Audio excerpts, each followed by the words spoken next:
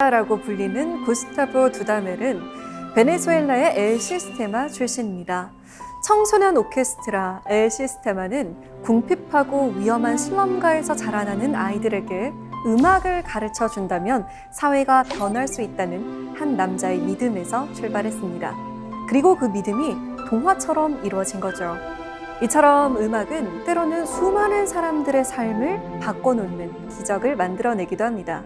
자, 여기 음악이 남자의 인생을 바꿀 수 있다는 한 남자가 있습니다. 지휘자이자 작가인 안우성, 그의 이야기를 들어봅니다.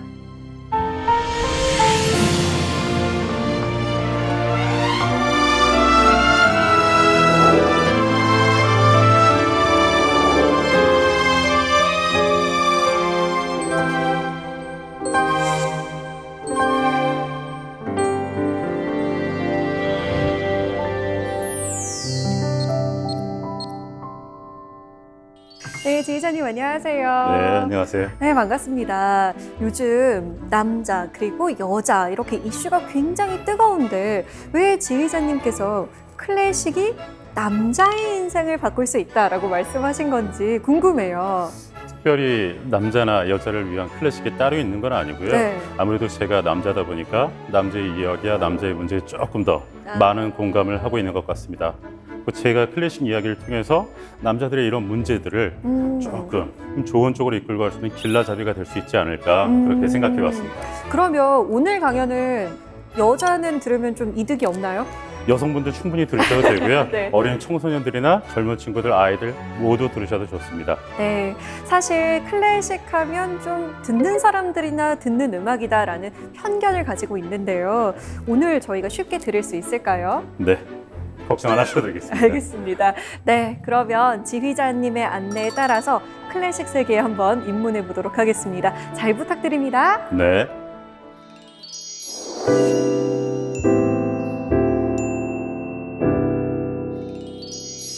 오늘 함께 나누어 볼 이야기는 남자의 클래식입니다.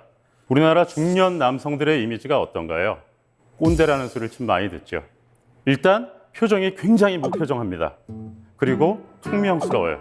그리고 말수도 적고요. 상대방 얘기를 잘 안 듣고 자기 얘기를 하는 걸 더 좋아해요. 저는 대한민국의 남자들이 이런 꼰대 이미지를 얻은데 나름대로 이유를 찾아봤습니다. 어떤 사람들은 부족한 재력에서 온다고 생각하기도 하고 어떤 사람은 부족한 교양이나 지적 수준에서 온다고도 생각하는 것 같습니다. 근데 저는 그 이유를 감정 표현의 결여에서 찾고자 합니다. 우리 대한민국 남자들은 왜 이렇게 감정이 메말랐을까요? 제가 그럼 라떼는 말이야 한 번만 해볼게요.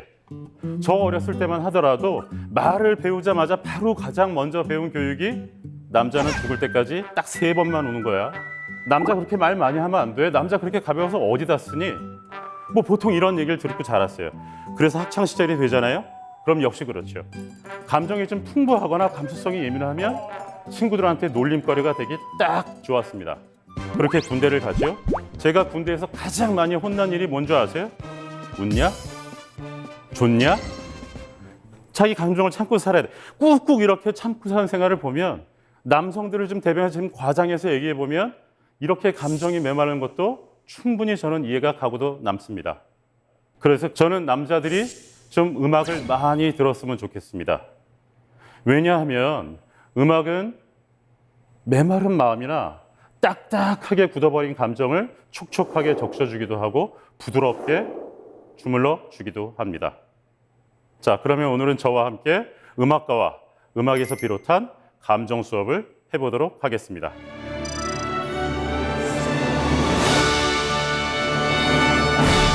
독일말로 인사말을 아시나요? 아마 영화, 특히 전쟁 영화를 통해서 아마 한 번쯤은 다들 들어보셨을 거라고 생각됩니다. 할로, 구텐탁? 좀 굉장히 딱딱하죠? 근데 제가 독일에서 유학할 때 저희 독일인 교수님은 날씨 좋은 날이 되면 저한테 은근히 다가오셔서 좀 색다른 인사말을 건네셨습니다. 클라이네 슈파츠야감? 우리말로 하면 짧은 산책, 짧은 산보? 우리 날씨 좋은데 잠깐 산책 좀 할까? 이런 말씀이셨어요. 그럼 저는 정말요? 너무 좋아요. 또 같이 산책을 했죠. 저희가 이렇게 이따금씩 종종 같이 산책을 하니까 학교에 있는 많은 학생들이 궁금했어요. 특히 우리나라 유학생들이 굉장히 궁금했어요. 아니 이제 중년의 나이를 훨씬 넘어서 노년으로 다가가는 교수님과 20대 후반의 젊은 한국 학생이 무슨 할 말이 있을까? 어떤 친구들은 아니 무슨 남자들 이렇게 수다가 많어? 도대체 무슨 얘기를 하는 거야? 이렇게 얘기를 했기도 했고요. 보통의 사람들은 교수님과 제자가 같이 산책을 한다고 하면 좀 학업에 관한 이야기라든가 아니면 저의 장래에 관한 이야기, 앞으로 진로에 관한 상담을 해줬을 거라고 많이 생각들을 하시더라고요. 근데 저희는 같이 주변을 산책하면서 그런 얘기에 대해서는 단 한 번도 나눈 적이 없습니다. 저희 학교 뒤에는 슈바르츠발트, 숲이 너무 울창해서 안에 들어가면 환한 대낮에도 빛이 안 보인다고 해서 흑림이라고 이름이 붙여진 아주 울창한 숲을 뒷 배경으로 하고 있었어요. 그럼 그 슈바르츠발트 산을 보면서 숲을 보면서 저기 오른쪽 뒤에 있는 저쪽들 나무 보여? 지난주랑 색깔이 정말 다르지 않아? 저런 걸 한국 사람들은 뭐라고 표현하니? 나는 이렇게 나이가 많은데도 아직까지 저 판타스틱한 색깔을 독일말로 뭐라고 표현할지 잘 모르겠어. 보통 이런 얘기를 나눴어요. 그리고 계절이 바뀔 때마다 나는 바람의 냄새에 대해서도 얘기했고요. 학교 옆으로 흐르는 조그마한 시냇물에 대해서도 이야기했습니다. 그리고 비가 오는 날이면 땅에서 올라오는 흙냄새에 대해서 이야기도 했고요. 가만히 앉아서 어떤 땐 깊은 쉼 호흡을 하면서 그저 남자들만의 센티멘탈을 즐기기도 했었습니다. 지금 돌이켜서 생각해보면 제 독일 유학 시절 동안 저한테 아마 가장 소중한 경험이자 가장 중요한 수업이지 않았나 생각됩니다. 저 역시도 감정 표현을 잘 못하는 사람이었어요. 근데 아주 다행히 자연을 사랑하시고 산책을 즐기면서 사색을 즐기시는 교수님 덕분에 저도 자연스럽게 산책을 즐거움을 알게 되었고요. 바람의 냄새를 느낄 줄 알고 구분할 수 있는 남자로 변했습니다. 산책 이야기를 하게 되면 바로 떠오르는 작곡가가 있습니다. 자연을 사랑하고 산책을 사랑했던 베토벤의 이야기입니다.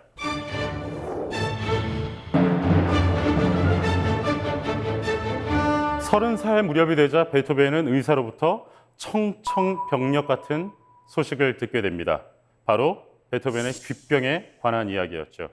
베토벤의 청력은 점점 나빠져서 자칫하면 앞으로 청력을 완전히 잃어버릴 수도 있게 됐다는 끔찍한 진단이었습니다.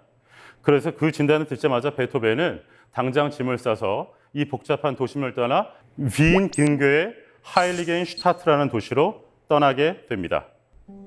그곳에서 베토벤의 하루의 일과는 이랬습니다. 오후까지는요 계속 작곡에 몰두했고요. 잠시 점심을 먹은 뒤부턴 산책을 나갔습니다. 그렇게 베토벤은 하루도 빼지 않고 오후 2시부터 산책을 했습니다. 비가 오건 눈이 오건 우산이나 모자도 쓰지 않은 채 매일 그렇게 숲길을 걸었습니다. 그러다가 갑자기 영감이 떠오르기라도 하면 안주머니에서 오선지 노트를 꺼내서 그 자리에서 바로 노트에 메모하곤 했었습니다. 음악가가 청력을 잃는다는 건 어떤 의미일까요? 아마 작곡을 업으로 하는 베토벤에겐 사형 선고와도 다름없었을 겁니다. 이렇게 절망의 끝에 있었던 시기에 베토벤은 죽고 싶다는 이야기 대신 행복하다고 고백합니다. 바로 산책을 통한 자연에서 다시 절망을 딛고 일어설 수 있는 힘을 얻게 되었기 때문이죠.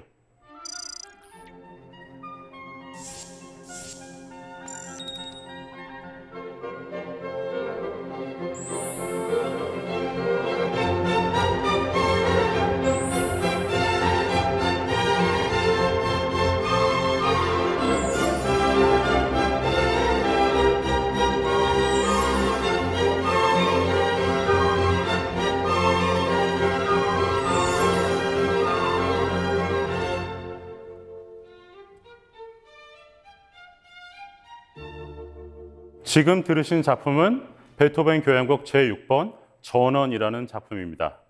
그 중에 제1악장 시골에 도착했을 때의 유쾌한 기분을 나타냅니다. 어떠셨나요?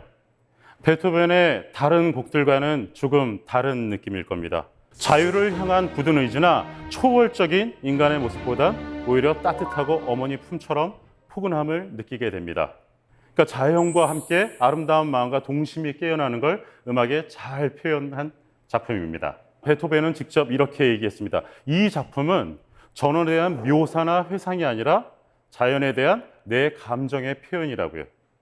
이 전환교역의 위대함은 베토벤이 눈과 귀로 들었던 전원의 아름다움을 묘사하고 표현하는 데 그치는 게 아닙니다. 자연에서 산책을 통해 자연한테 받았던 감정에 풍부했던 감정들, 그리고 귀로는 이제 점점 들을 수 없게 되었지만 귀 말고도 더 또렷이 들을 수 있는 마음의 귀를 얻게 해준 자연에 대한 감사의 마음을 동시에 녹여냈다는 데 있습니다. 그럼 지휘자님께서는 주변 지인들에게 산책 가자라고 해보신 적 있으신가요? 네, 종종 아주 자주 잘 써먹고 있습니다. 오, 보통 일정이 있어서 도착하게 되면 한 20-30분 정도는 먼저 도착하는 편인데 네. 커피숍에 도착해 있으면 이제 3, 4, 5호 사람들이 하나둘씩 만나기 시작하거든요. 그러면 그때 제가 독일에서 배웠던 것처럼 우리 잠깐 한 5분만 산책할까요? 이렇게 오. 아주 잘 써먹고 있습니다. 이렇게 밖에서 사람들을 만나다 보면 처음 만나는 자리의 인사말은 무슨 매뉴얼이라도 있는 것 같습니다. 어느 학교에 나오셨어요? 어느 동네에 사시죠? 직장은 어디 다니세요? 이런 좀 진부한 질문 대신 우리 잠깐 산책할까? 라든가 동네에서 자주 마주치는 이웃에게 우리 같이 동네 한 바퀴 산책할까요? 조금 부끄러울 수도 있겠지만 좀 마음을 활짝 열어서 친절한 미소와 함께 인사를 건네본다면 아마 충분히 상대방과 감정에 대해서 나눌 수 있고 상대방의 감정을 살필 수 있는 대화를 할 수 있지 않을까 생각됩니다. 제 독일 유학 시절 이야기를 하나 더 들려드릴까 합니다. 보통 음대 수업은요, 특히 전공 수업은 1대1 레슨으로 이루어집니다. 그런데 한국과 독일의 수업 방식은 전혀 달라요. 저 역시 여러분도 많이 들으셨던 것처럼 도제식 교육을 받고 자란 학생이었습니다. 선생님이 저한테 무언가를 지시하시면 저는 잔뜩 긴장해서 열심히 따라하죠. 그리고 선생님이 오케이 사인하면 저도 만족했어요. 아주 공손하고 훌륭한 학생이었어요. 그렇게 제가 공손한 태도로 선생님 말씀을 잘 들으면 언젠간 저도 어엿한 성악가가 될 거라는 꿈을 꾸면서 말이죠. 근데 독일의 교육 방식은 전혀 달랐습니다. 제가 무언가 노래를 하면 선생님께서는 제 노래를 유심히 들으시고 호기심으로 물어오세요. 아까 그 부분은 왜 그렇게 부르는 거지? 무슨 이유라도 있어? 그러면 제가 말씀을 드리면 다시 선생님께서 말씀을 이어받아서 진지하게 대화해 나가는 방식이었습니다. 이런 이야기를 들려드리면 정말 괜찮은 교육 방식이군, 이렇게 생각하실지도 모르겠지만 막상 당하는 입장에선 여간 곤혹스러운 게 아닙니다. 두세 마디의 말도 아니고 1시간 동안 약 한 30분 동안을 계속 이야기를 나누는데 이 30분 동안 끊임없이 질문을 만들어내고 제 감정과 상태를 표현한다는 게 여간 부끄러운 일이 아니었습니다. 그리고 그런 감정의 상태들이나 제가 하고 있는 예술의 당위성에 대해서 설명한다는 건 굉장히 어려운 일이었고요. 만약에 한국말로 이야기한다고 하더라도 적절한 그 감정 표현을 찾아내기가 굉장히 어려웠습니다. 그래서 이렇게 우물쭈물하고 있는 저를 알아차리신 교수님께서 저에게 이런 말씀을 해주셨습니다. 세상에 바보 같은 질문은 하나도 없어. 조금 바보 같은 대답은 있을 수 있지만 난 네가 나한테 예의를 갖춰서 공손하게 대해주는 건 좋지만 이렇게 안전거리를 두는 건 원치 않아. 저는 망치로 머리를 한 대 빵 하고 때려 맞은 기분이었어요. 그리고 지금 느끼는 건 제가 그때 학생이었기에 다행이었고 그런 경험을 했었기에 망정이지, 만약에 저한테 그런 느낌이나 깨달음이 없었다 그러면 지금은 선생님이 돼서 아주 근엄한 태도로 저한테 곤란한 질문을 못하게 제가 곤란한 답변을 피해갈 수 있도록 제자한테 계속 안전거리를 유지하면서 지냈었겠죠.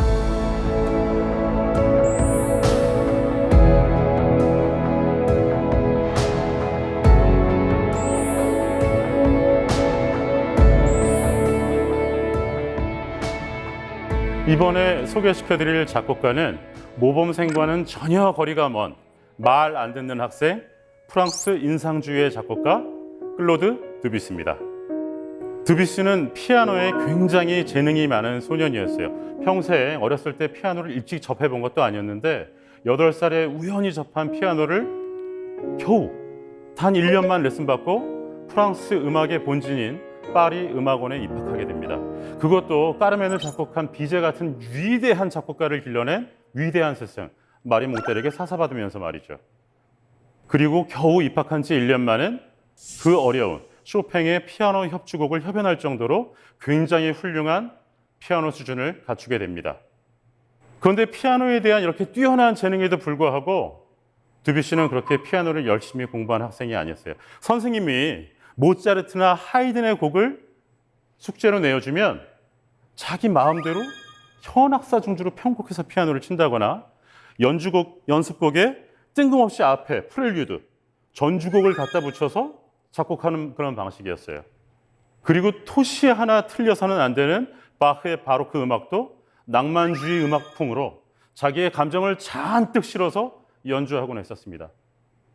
한마디로 피아노과 전공생이라면 하지 말아야 될 짓만 골라서 했던 거죠. 드뷔시는 이전에 수업에서 배웠던 화성학의 조합을 별로 좋아하지 않았어요.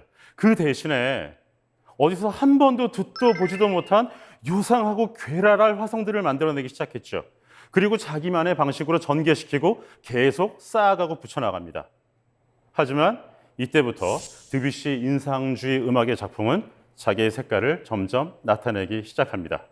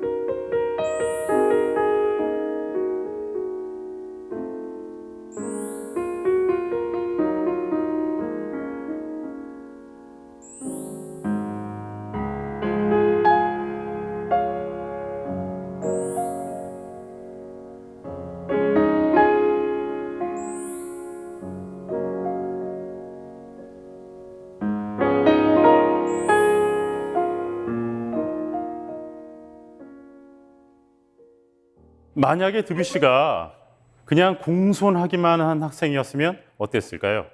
선생님이 시키시는 대로 꼬박꼬박 우직하게 공부만 하는 학생이었다면요. 그리고 만약에 드뷔시가 자기 클래스에서 항상 1등만을 목표로 공부하는 학생이었으면 어땠을까요? 만약에 그랬다면 드뷔시는 지금 아마 피아니스트로서 저희가 기억하고 있게 되거나 이렇게 아름다운 주옥 같은 작품들을 들을 수 없지 않았을까요?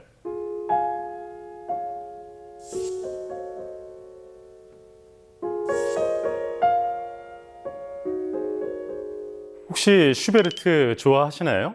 네, 좋아합니다. 어쩐지 음악을 들으면 좀 기분도 좋아지고 좀 마음도 편안해지고 그런 것 같아요. 그럼 혹시 슈베르트가 어떤 삶을 살았는지도 알고 계세요? 아니요, 그거까지는 잘 모르겠는데요.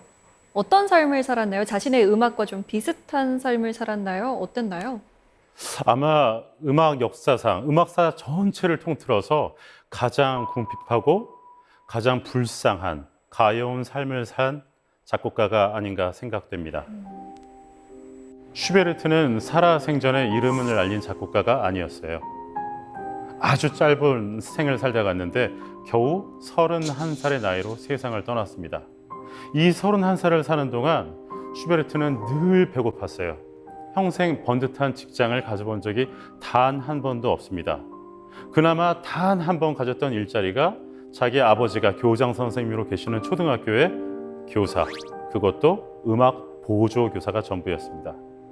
그렇기 때문에 평생 궁핍한 삶을 살았을 수밖에 없었죠. 그래서 친구를 만나면 첫 인사가 항상 나 배고파였다고 합니다. 저희가 그림에서 보는 슈베르트는 좀 예술가처럼 잘생겼죠. 이렇게 동그란 안경을 쓰고 있고 옷도 꽤 멋진 양복을 입고 있습니다. 하지만 실제 슈베르트는 옷도 안 빨아입을 정도로 아주 행색이 나빴다고 그래요. 그리고 키는 겨우 152cm. 게다가 몸은 굉장히 뚱뚱한 뚱보였습니다. 이런 생활고와 외로움 때문이었을까요?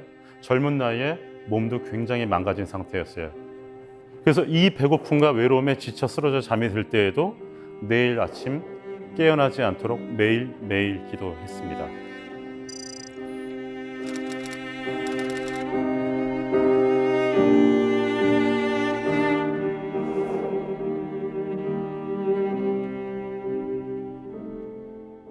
슈베르트는 이렇게 위대한 작곡가임에도 불구하고 평생 피아노 한 번 가져본 적이 없었죠.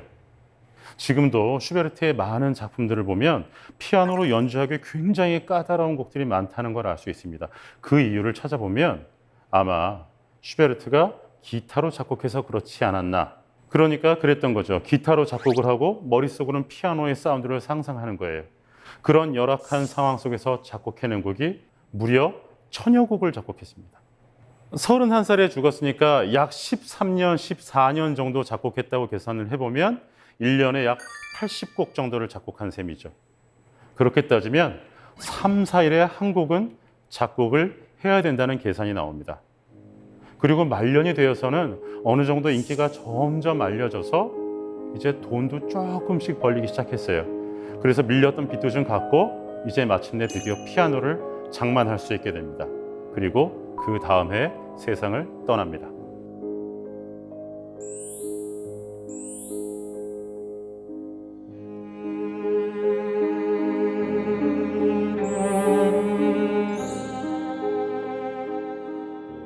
겨울나그네는 24개의 아름다운 가곡으로 이루어진 연가곡집입니다.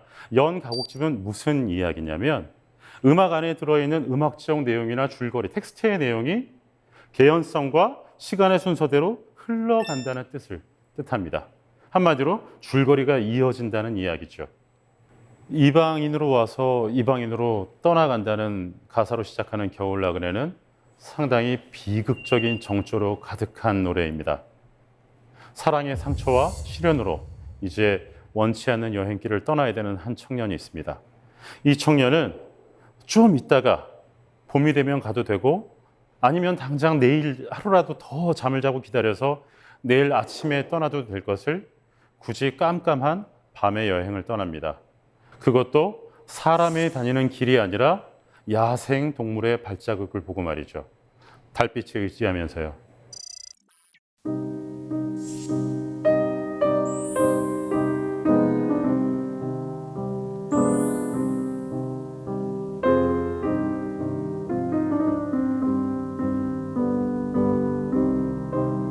Fremd bin ich eingezogen, fremd zieh ich wieder aus.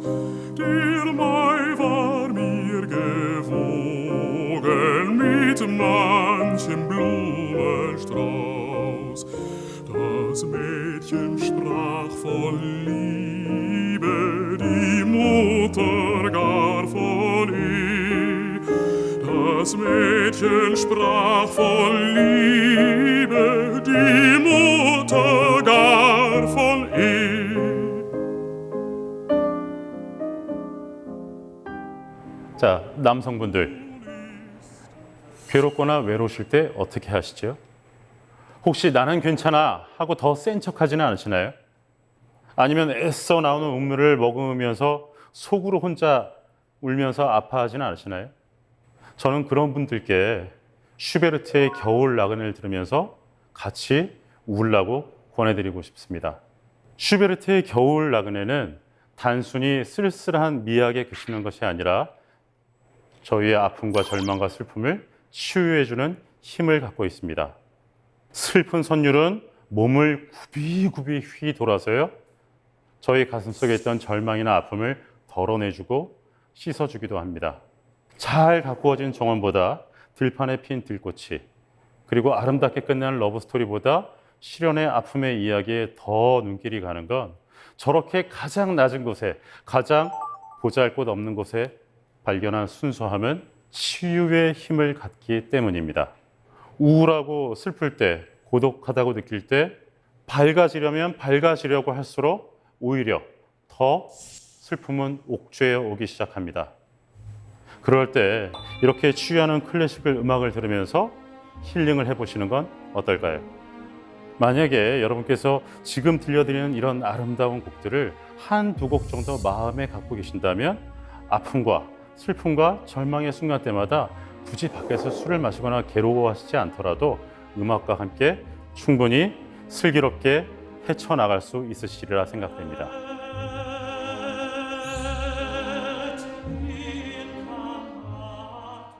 지금은 공연장이나 방송에서 반주자의 이름을 쉽게 듣고 보게 됩니다. 예를 들어보죠. 연주회 포스터에 가면 지휘자 바로 옆에 가장 중요한 자리에 반주자의 사진이 있고 밑에 이름이 반듯하게 적혀 있습니다. 클래식 FM을 들어보면 어떤가요? 이어서 들으실 곡은 소프라노의 홍길순, 반주엔 피아노 홍길동입니다. 이런 멘트를 종종 들을 수 있게 됩니다. 하지만 전에는 반주자의 이름을 우리는 알 수 없었어요. 어떻게 했냐면 그저 with piano accompaniment, 익명의 반주자, 그냥 피아노 반주, 이게 전부였어요. 왜 그랬냐면 피아노 반주자는 독주 연주자로서의 실력이 좀 부족해서 솔리스트가 될 수 없었던 조금 실력이 떨어지는 피아니스트, 이런 생각이 있었기 때문이에요. 이런 편견을 뒤집는 사건이 일어나게 됩니다. 1930년대 러시아의 굉장히 유명한 키프니스에 대한 일화인데요. 자기의 앨범이 나오자마자 키프니스는 노발대발하게 됩니다. 이유가 뭐였냐면요. 자신의 앨범 밑에 피아노 제랄드 무어가 인쇄되어 있었기 때문이죠. 이런 반주자에 대한 편견을 깬 최초의 전문 반주자, 영국의 피아니스트 제랄드 무어입니다.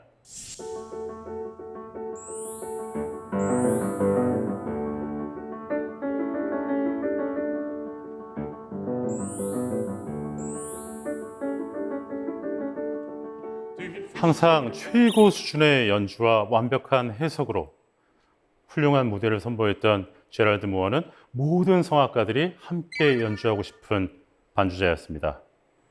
그리고 그 사람이 남긴 명연주, 명음반들은 그 수를 다 헤아릴 수 없을 만큼 방대하기도 하죠. 제랄드 무어의 활동 영역은 비단 성악 영역에만 그치지 않았습니다. 당시에 굉장히 유명한 첼리스트 파블로 카잘스라든지 자클린 뒤프레, 그리고 예후디 메뉴인 같은 기악 연주자들도 모두 제랄드 무어와 함께 연주하고 공연하고 싶어 했습니다. 1967년 런던에서는 음악 역사상 가장 아름다운 음악회가 열렸습니다. 그리고 이 연주를 위해 당대 최고의 성악가인 디트리 피셔 디스카우나 엘리자베스 슈바르츠코프, 빅토리아 로스 앙헬레스 등이 모였죠. 이 세계적인 슈퍼스타들이 한자리에 의기투합해서 모인 이유는 바로 제랄드 무어의 은퇴 연주에서 노래하기 위해서였습니다. 그렇게 성대하고 멋진 공연도 이제 프로그램을 다 해갔습니다. 그러자 제랄드 무어는 무대 중앙으로 뚜벅뚜벅 걸어 나와 관객들에게 인사를 하죠. 그리고 40년 동안 반주자로서, 음악인으로서 음악 안에서 행복했던 삶을 마감하는 감사의 의미로 피아노 연주를 하기로 합니다. 당대 최고의 전문 반주자이자 피아니스트였지만 제랄드 무어는 평생 동안 단 한 번도 독주 연주를 한 적이 없습니다. 그래서 오늘 이 자리에서 제랄드 무어는 자기 인생의 처음이자 마지막으로 독주 연주를 하기로 결심합니다. 모든 사람들은 다 궁금해했죠. 저렇게 위대한 전문 반주자가 마지막으로 은퇴할 땐 어떤 곡을 연주할까? 베토벤 소나타? 모차르트 피아노 소나타? 하지만 그가 선택한 곡은 슈베르트가 음악에 감사하는 마음을 그린 음악. 음악은 항상 나를 더 좋은 곳으로 이끌어주고 회석의 구렁텅이에서 나를 끌어주고 항상 더 좋은 시간과 좋은 세상을 이끌어 주었다는 노래. 음악회를 연주하기로 합니다. 단 1분 30초였습니다.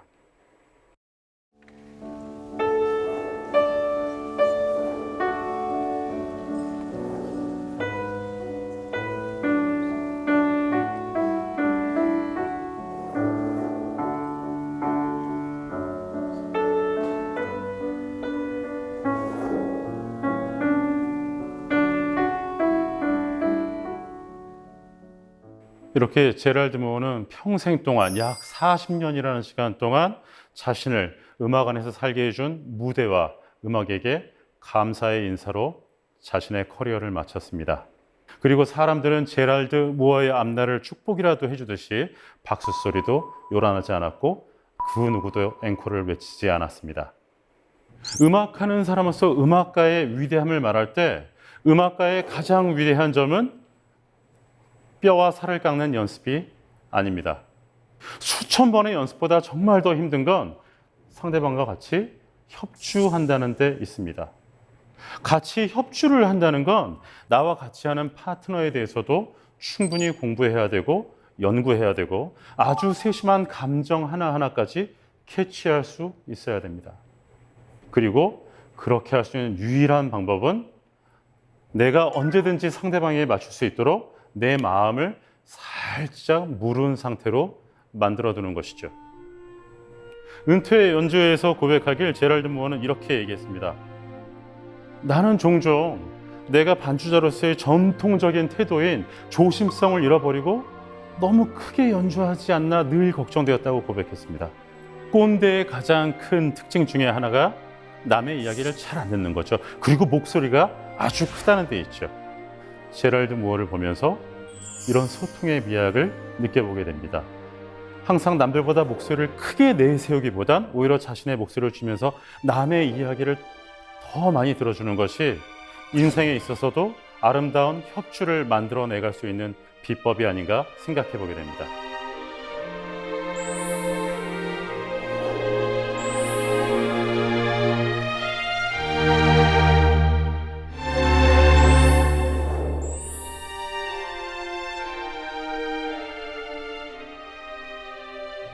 현대인들은 굉장히 바쁩니다.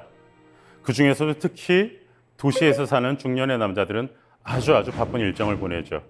저 같은 경우만 하더라도 막역한 친구 사이에서도 미리미리 예약을 하지 않으면 오늘 같이 저녁이나 먹을까? 이런 얘기가 쉽게 입에서 떨어지질 않습니다.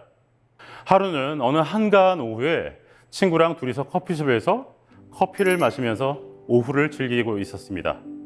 그때 친구에게 전화 한 통이 걸려왔어요. 제 친구는 전화를 받더니 안녕하십니까?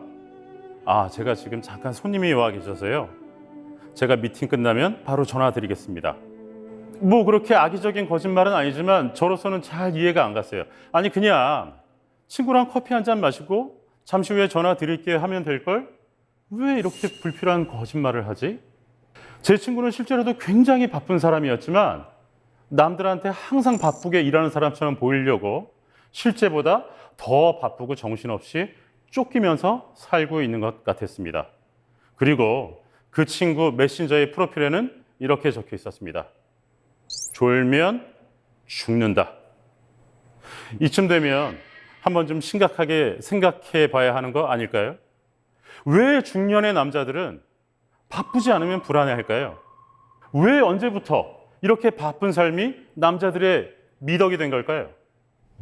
이번에 들려드릴 이야기는 프랑스 최고의 작곡가이자 프랑스 최고의 오르가니스트 까미유 생상스입니다. 이렇게 위대한 작곡가 까미유 생상스도 지금 좀 전에 제가 말씀드린 친구 이야기처럼 남들의 눈을 굉장히 의식하는 작곡가이기도 했습니다. 51살이 되던 해에 생상스는 독일, 오스트리아, 체코로 연주 여행을 떠나게 됩니다. 당시에 생상스의 음악계에서 입지는 사실 조금 위태로운 상황이었어요. 이유는 한해전의 독일 음악과 바그너에 대한 비판 때문이었는데요. 생상스가 독일에 도착하자마자 바그너의 열성 팬들과 안티 생상스 팬들은 생상스의 연주를 환영하지 않았습니다.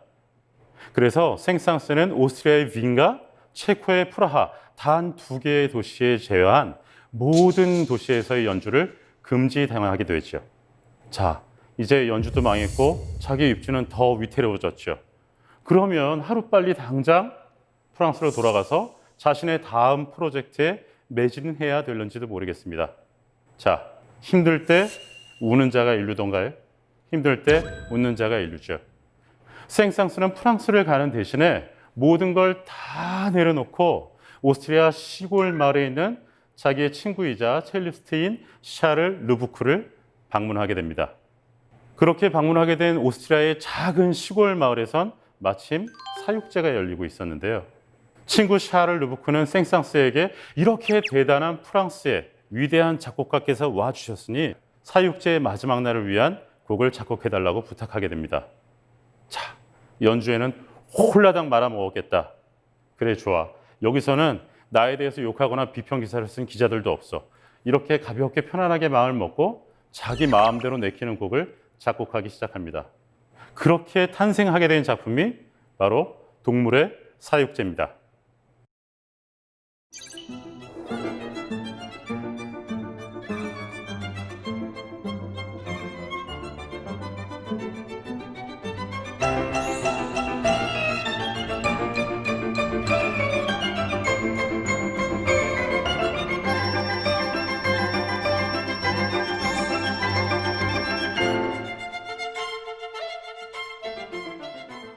동물의 사육제에서 사육제는 카니발을 의미합니다. 그리고 카니발은 축제를 의미하죠.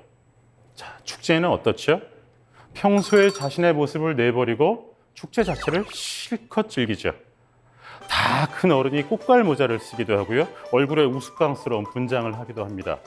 그리고 길거리를 다니면서 손에 음식을 들고 다니면서 길거리에서 음식을 먹기도 하고요. 땅바닥에 털썩 주저앉아서 남의 눈치 안 보고 지나가는 사람을 보면서 시간을 보내기도 합니다.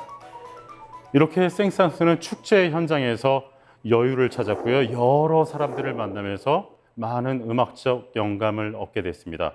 그리고 지금은 자신의 최고로 유명한 곡이자 대표곡인 동물의 사육제도 덤으로 얻게 되었습니다. 굉장히 바쁜 일정이었고 다가올 프로젝트에 대해서 느꼈을 중압감 또한 굉장히 컸을 겁니다. 하지만 만약에 생상스가 모든 것을 벗어버리고 여행을 떠나지 않았다면, 휴식을 취하지 않았다면 아마 저희가 오늘날 동물 사육제처럼 훌륭한 작품을 만날 수 없지 않았을까요? 사람들이 바쁘게 열심히 살아서 성취감을 느끼고 남들한테 인정을 받고 싶은 욕구는 너무 당연한 거죠. 아마 제 친구의 메신저에 있었던 프로필, 졸면 죽는다의 의미의 함의도 아마 내가 사랑하는 일에 계속 가슴 뛰게 해달라는 다짐이자 기도였을 것 같습니다. 하지만 조금 바꿔서 생각해 보면 어떨까요? 생상스처럼 말이죠. 졸면 죽는다 대신 못 놀면 죽는다라고요. 저희가 궁극적으로 쫓는 인생의 행복의 목표는 그저 시간에 쫓기는 바쁜 삶이 아니라 여유롭게 즐기는 삶이 아닐까요?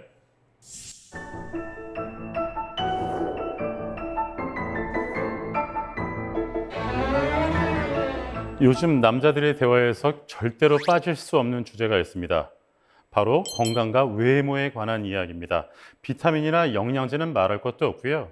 이젠 저 같은 중년의 남자들도 서로 모여서 보톡스나 필러에 대해서 얘기하는 것을 전혀 부끄러워하지 않습니다. 얘기를 잘 들어보면 어차피 늙을 거 그래도 최대한 천천히 좀 노화를 좀 늦춰보자라든가, 아니면 이미 온 노화라면 적어도 좀 잘 감춰보기라도 하자는 것입니다. 아마 외모를 잘 갖고 건강한 남자가 성공한 남자라는 공식에 확신이 있는 것처럼 보입니다. 하지만 제가 생각하는 진짜 멋있는 젠틀맨은 외모에만 국한되어 있진 않습니다. 우리가 흔히 쓰는 말로 롤 모델이라는 말이 있죠. 독일 말로는 Vorbild라고 합니다. 말 그대로 하면 앞에 있는 그림, 앞에 두고 보는 그림 정도의 뜻이 있습니다. 거울 앞에서 자신의 주름만 관리하는 것보다 이분이었으면 이런 인생의 구비구비에서 어떤 결정을 했을까? 이 자리에서 어떤 표정을 지어 보였을까? 어떤 멋있는 말을 했을까? 라고 한 번쯤 생각해 볼 수 있는 롤 모델이 있다면 웰 에이징에 굉장히 큰 도움이 될 거라고 생각합니다. 자, 여기 웰 에이징이 무엇인지, 어떻게 사는 것이 멋진 인생이고 어떻게 늙어가는 것이 진정 멋있게 늙는 것인지 몸소 보여준 음악가가 있습니다. 바로 첼로의 성자 파블로 카잘스입니다. 13살의 어린 파블로 카잘스는 바르셀로나 부두가에 있는 한 헌책방을 들르게 됩니다. 그리고 그곳에서 저 한 구석에 놓여있는 악보 한 뭉치를 발견하게 되죠. 나중에 카잘스의 말에 따르면 카잘스는 이 순간을 이렇게 기억합니다. 그 경험은 나에게 마치 마법처럼 신비한 경험이었다고요. 그렇게 알 수 없는 마술 같은 힘에 이끌려서 소년 카잘스는 악보를 사게 되고 가슴에 품에 안고 집으로 곧장 뛰어가게 됩니다. 그렇게 악보를 발견한 카잘스는 하루도 빼지 않고 매일매일 이 작품을 연습했습니다. 그렇게 12년의 세월이 지나고 파블로 카잘스가 25살이 되던 해 드디어 첫 번째 공개 연주회를 하게 됩니다. 그리고 그로부터 또 35년이 지난 후 카잘스가 60세가 되어서야 첫 음반 레코딩을 하게 됩니다. 이렇게 나오게 된 작품이 바흐의 첼로 무반주 모음곡입니다.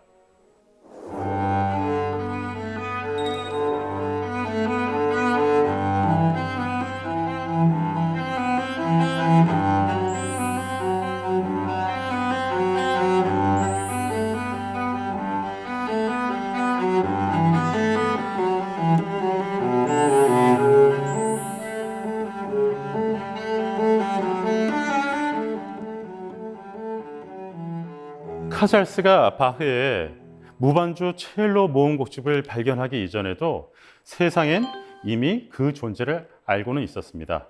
하지만 사람들은 이 곡을 독주곡으로서 가치가 있는 곡이 아닌 그냥 테크닉을 위한 기교를 위한 연습곡 정도라고 생각을 했었어요. 하지만 지금은 음악사 전체를 통틀어 첼로의 독주곡 중 가장 위대한 독주곡으로 인정받고 있습니다. 그래서 지금은 전 세계 첼리스트라면 누구나 공부해야 되고 반드시 넘어야 할 산처럼 자리매김하고 있습니다. 그리고 또 카잘스는 현대 첼로 주법의 완성가이기도 합니다. 지금처럼 손가락을 활짝 벌려서 현을 짚는다던가 활을 켤 때 팔꿈치를 활짝 벌리고 하는 이 모든 포지션들도 다 카잘스의 창안에 의해서 발견된 것입니다. 그리고 그런 연주법은 지금도 모두 카잘스의 것을 따르고 있죠. 카잘스 이전의 첼로라는 악기는 그저 오케스트라의 한 귀퉁이에서 그냥 묵묵히 저음을 담당하던 반주 악기에 불과했어요. 하지만 카잘스의 이런 곡의 발굴과 악기 연주주법의 창안으로 인해서 지금은 가장 사랑받는 독주 악기 중에 하나로 우뚝 서게 됐습니다.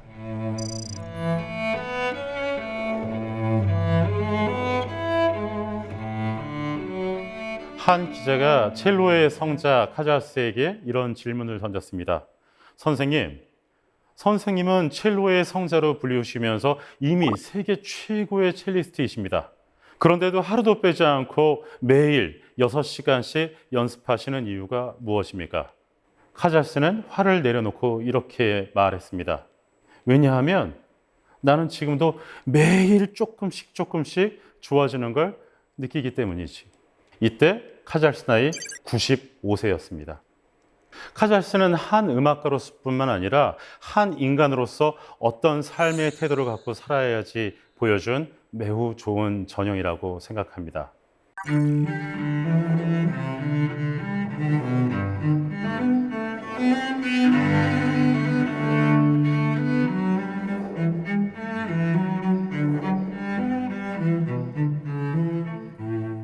몸만 젊다고 외모만 잘 갖고 있다고 웰 에이징이라고 얘기할 수 없죠. 늙어도 멋있게 늙는, 진짜 멋있게 늙는 남자가 젠틀맨이 아닐까요? 멋있게 늙어갈 수 있는 여러 가지 방법이 있지만 제가 여러분들께 추천드리고 싶은 방법은 바로 클래식 음악을 듣는 것입니다. 왜냐하면 상대적으로 여성분들은 서로 감정에 대해서 터놓고 이야기할 기회가 참 많은 것 같아요. 그리고 그런 모습이 참 익숙해 보여요. 근데 남자들은 그럴 일이 잘 없죠. 남자들끼리 모여서 커피숍을 가서 팥빙수를 먹으면서 오밀조밀한 얘기를 잘 하지 않거든요. 이젠 남자들도 그런 감정에 대해서 좀 돌봐야 되고 존중해줘야 되고 좀 토닥여줄 필요가 있다고 생각합니다. 그리고 여러분의 감정을 치유하고 감정을 어루만지는 데 있어서 클래식 음악이 가장 좋은 동반자가 될 수 있을지도 모르겠습니다. 클래식 음악을 통해서 우리 대한민국의 모든 남자들이 더 풍부한 감정을 갖게 되고 그래서 더 예민한 감수성을 갖게 된다면 우리 사회도 조금 더 안전해지고 건강해지고 솔직해지지 않을까요? 남자들이여 클래식 음악을 들으십시오. 긴 강연 들으셔서 감사합니다.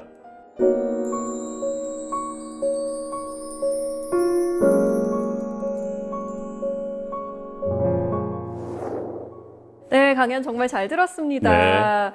남자든 여자든 정말 꼰대가 되지 않으려면 음악이라는 예방 주사가 꼭 필요하겠다라는 생각이 들더라고요. 네, 맞습니다. 클래식 음악이야말로 정말 꼰대 예방과 꼰대 치료에 가장 좋은 특효약이 아닌가 생각합니다. 자, 그러면 사세계 공동체 여러분께서 질문을 미리 보내주셨는데요. 그 질문들 한번 만나볼게요. 자, 먼저 배효은님의 사연입니다. 안녕하세요. 클래식을 잘 모르는데요. 어떻게 하면 클래식과 친해질 수 있을까요? 자, 오늘 영상 보신 분들이 가장 궁금해할 질문이에요. 어떻게 하면 친해질 수 있을까요?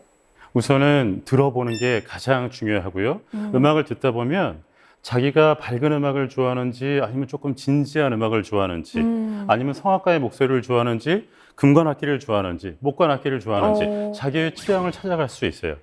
그렇게 해서 좋은 곡이 한두 곡 정도 생기게 되면 그때부터는 자기가 원하는 장르를 하나씩 늘려가면 됩니다. 그리고 저 같은 경우에는 공연장 주변에 좋은 맛집을 한두 개 정도 알아두는 것도 굉장히 좋은 트리거 포인트가 될 수 있다고 생각합니다. 그거 참 좋은 방법이네요. 잊지 말아야겠습니다. 자, 마지막 질문입니다. 이번에는 윤득용님의 질문이에요. 모차르트나 베토벤처럼 잘 알려진 음악가 이외에도 우리가 잘은 모르지만 꼭 추천해주고 싶은 음악가와 음악은 무엇이 있을까요? 이거 정말 궁금하네요. 누가 있을까요? 우리나라 출신 음악가 중에도 굉장히 훌륭한 분들이 여럿 계시지만 네. 그중에 20세기를 대표할 만한 가장 훌륭한 작곡가이시지만 의외로 또 우리 국민들은 모르는 작곡가 선생님이 계시거든요. 누구세요? 바로 윤희상 선생님이십니다. 그리고 제가 추천드리고 싶은 곡은 윤희상 선생님의 피리라는 작품인데요. 네. 여기서 피리는 오보에라는 악기를 뜻합니다. 그러니까 한국인 최초로 아시아인, 동양인 최초로 동양의 음악을 서양 음악에 접목시키신 분이시죠. 그리고 듣는 순간 한국의 가락이다라가 떠오르실 만큼 우리나라 음색이나 가락의 선율이 굉장히 짙습니다. 저희가 피리라는 작품 꼭 한번 들어보겠습니다. 좋은 작품 추천해 주셔서 고맙습니다. 오늘 강연을 들으면서 집에 가는 길에 아니면 오늘 밤 자기 전에 내일 아침에 클래식 한 곡 꼭 들어봐야겠다라는 생각이 들더라고요. 오늘 강연 잘 들었습니다. 고맙습니다. 고맙습니다.